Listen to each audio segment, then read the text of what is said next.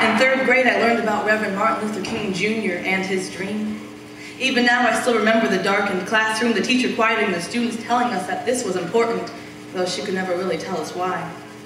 I remember who I sat by, Victoria Hanson. Remember the weather outside, the snow had just fallen. Remember everything about that day, so it's no surprise I remember him saying, one day right there in Alabama, little black boys and little black girls will be able to hold hands with little white boys and little white girls as sisters and brothers.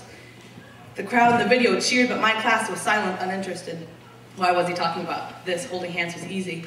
My teacher attempting to explain how profound his words were, but all I could think of was, what about me?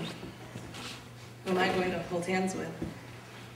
And I couldn't ask my parents because they didn't understand that because their daughter was the best of both worlds. Memories of sitting on my black father's shoulders, my white mother smiling. It sometimes meant being excluded from both, and that's how I grew up, in a white and black home, no one holding hands, confused and frustrated, hurt at times by the thinly veiled racism that surrounded me, rare but painful nonetheless.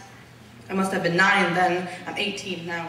And the other night I watched that speech again, tears welling up where there had only been silence before. I watched this beautiful man address the nation, old enough now to understand the things he was saying, knowing that I would never be old enough to understand what he had to go through to say them. You see, in our minds, history is all equivalent. It belongs in our past where it has always been and always will be. We equate it with dates, times, and names out of books we're required to read, not realizing that history is not just our past, it is our home. This was my father's generation, your father's generation.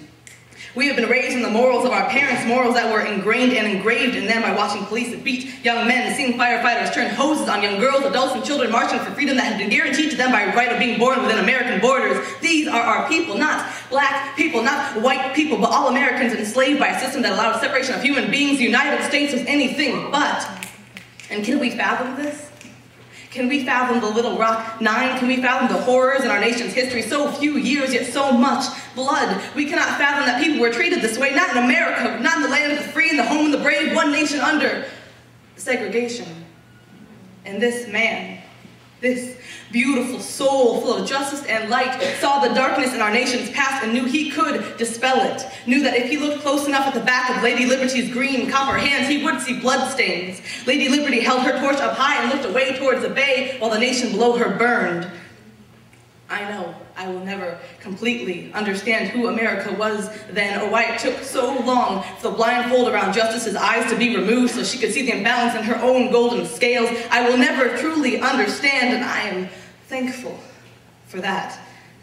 Looking back at my dual-tone childhood, I realized how lucky I was, having friends of every color, being a little biracial girl, holding hands with white girls and black girls. So in some ways, you can say his dream came true, but we are not perfect.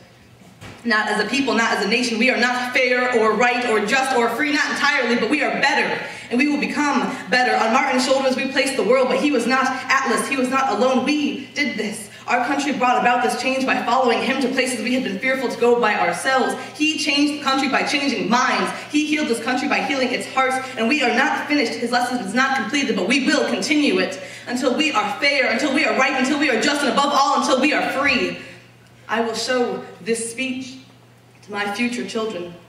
And I hope they understand even less than I did. Hope they understand less because they can't imagine a world of whites only benches or Negroes only drinking fountains. I hope my children see only people and their children only see people. And when that happens, when that beautiful day comes, we will truly be free.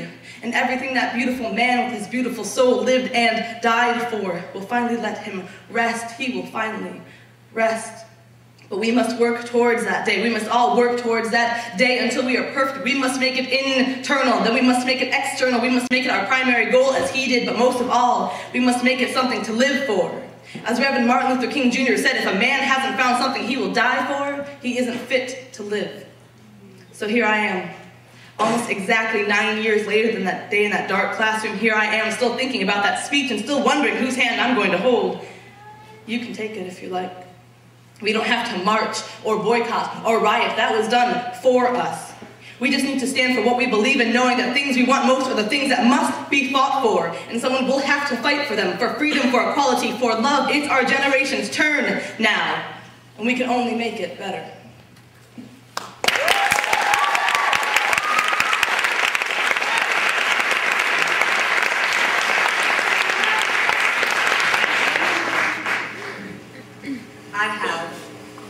no understanding of class. And I am sure this is part of the problem, because how can I fight poverty if I don't know what it feels like, what is required?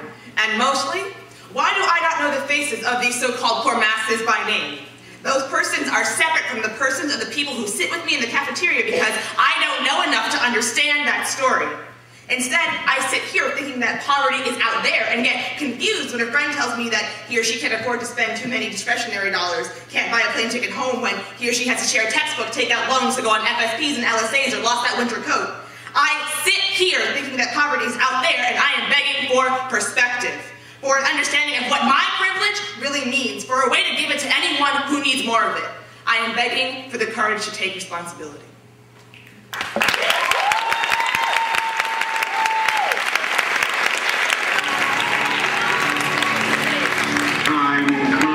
When silence is betrayal, that time has come for us, even when pressed by the demands of inner truth. Men do not easily assume the task of opposing their government's policy, especially in time of war. And I knew that I could never again raise my voice against the violence of the oppressed in the ghettos without having first spoken clearly to the greatest purveyor of violence in the world today, my own government.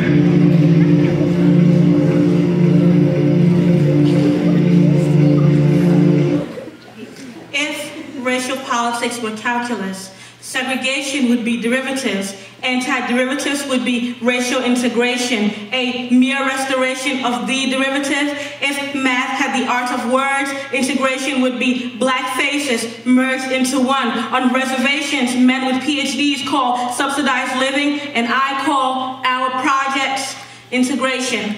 Ask me to define it, and I shall ramble on about anti-derivatives, so you can steer me to your real meaning by mentioning MLK with an incredulous look.